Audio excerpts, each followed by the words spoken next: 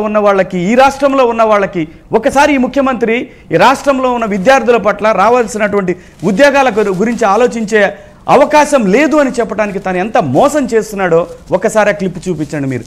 నన్ను బాగా బాధించినటువంటి అంశం, అరే ఒక ముఖ్యమంత్రి కంపెనీలు పెట్టి ఉద్యోగాలు ఇవ్వలేవని చెప్తున్నాడండి. ఇన్ఫోసిస్ ఎన్ని లక్షల ఉద్యోగాలు ఇచ్చింది, టీసీఎస్ ఎన్ని లక్షల ఉద్యోగాలు ఇచ్చింది, కాదు ఎన్ని లక్షల ఉద్యోగాలు ఐటీ హైదరాబాద్ లో ఎన్ని కోట్ల మంది. కాదు శివాజీ గారు, ఇప్పుడు రాజ్దీప్కి ఇచ్చిన ఇంటర్వ్యూలో ఆయన చెప్పడం అనేది ఇప్పుడు ఇదేమో కానీ అదేమో ఆయన అలా చేస్తున్నాడు అనేది కొత్త ఏం కాదు కదా. ఆంధ్రప్రదేశ్లో ఏ ఇండస్ట్రీస్ నేననేది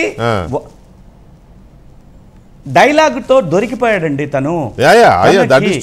తనకి భవిష్యత్తు, అభివృద్ధి, ఉద్యోగ కల్పన, తన యొక్క బాధ్యతలు, ముఖ్యమంత్రిగా తను చేయాల్సినటువంటి పనులు, ప్రజల పట్ల తనకు ఉండాల్సినటువంటి విశ్వాసం, ఇలాంటివి ఏమీ లేవని, ఎటువంటి ఆలోచన లేనటువంటి ఒక వ్యక్తిని ముఖ్యమంత్రిగా 5 సంవత్సరాలు భరించినటువంటి ఈ ఆంధ్రప్రదేశ్ ప్రజలకి మీకు దండం రా బాబు, ఇంకనైనా మేల్కొనండి.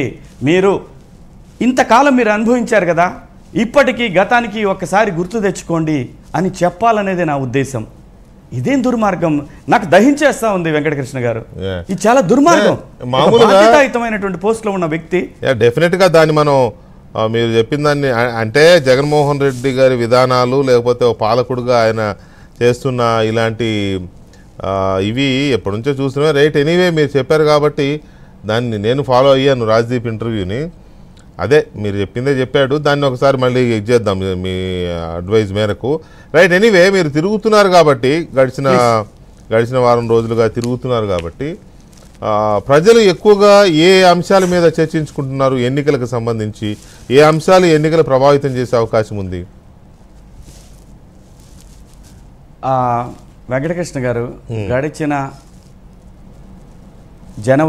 లాస్ట్ జనవరి తర్వాత జనవరి నుంచి నా మిత్రులు అక్టోబర్ వరకు చేసినటువంటి సర్వేలో, అంటే కొంతమంది ఎన్ఆర్ఐ మిత్రులు, కొంతమంది సోషియాలజీ స్టూడెంట్స్తో కలిపి వాళ్ళకి జీతాల్లాగా మాట్లాడుకొని అసలు ప్రజలు ఏ అంశాల మీద ఎలా ఉంది వాళ్ళ ఆలోచన అనేటటువంటి విస్తృతంగా తిరిగి చేసినటువంటి వాటిల్లో వాళ్ళకి